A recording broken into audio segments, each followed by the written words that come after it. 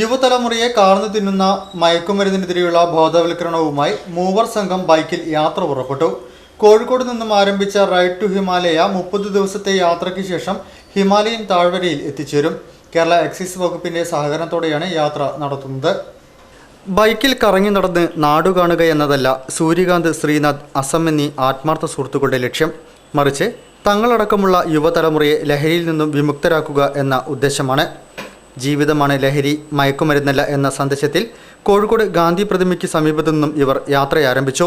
ഈ drug awareness റൈഡാണിത്. Excise ഡിപ്പാർട്ട്മെൻറ്റും കൂടി സാമൂഹ്യത്തിൽ നമ്മൾ ചെയ്യുന്നതാണ്.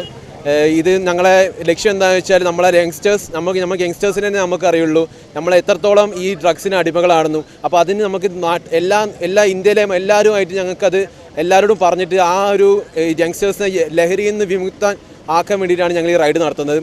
ഇന്ത്യയിൽ 12 സംസ്ഥാനങ്ങളിലൂടെയാണ് ഈ മൂവർ സംഘം ലഹരി ബോധവൽക്കരണവുമായി യാത്ര ചെയ്യുന്നത്. സംസ്ഥാന എക്സൈസ് വകുപ്പിന്റെ പൂർണ്ണ സഹകരണത്തോടെ നടത്തുന്ന യാത്ര 30 ദിവസത്തിനുള്ളിൽ 9000 കിലോമീറ്റർ താണ്ടി ഹിമാലയൻ താഴ്വരയിൽ സമാപിക്കും. അതിനിടയിൽ ഡൽഹിയിൽ പ്രധാനമന്ത്രിയെ സന്ദർശിച്ച് യാത്രാ ഉദ്ദേശങ്ങളും വിവരിക്കാൻ ലക്ഷ്യമിടുന്നുണ്ട്. ജീവിതമാണ് ലഹരി, മയക്കുമരുന്നല്ല, അഡിക്ഷൻ ടു ലൈഫ് എന്നുള്ള ആ ഒരു മുദ്രാവാക്യം ഉയർത്തിക്കൊണ്ട് say no to drink, say no to drug എന്നുള്ള ആ ഒരു മുദ്രാവാക്യം ഉയർത്തിക്കൊണ്ട് ഈ ചെറുപ്പക്കാരുടെ ഈ റാലി ഇന്ന് ഇവിടുന്ന് ആരംഭിച്ചിരിക്കുന്നത്.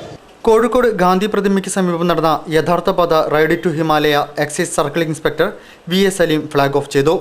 Excise inspector MK Girish, special squad CI PP Divakaran, association secretary P Muraleedharan എന്നിവർ ചടങ്ങിൽ സംബന്ധിച്ചു.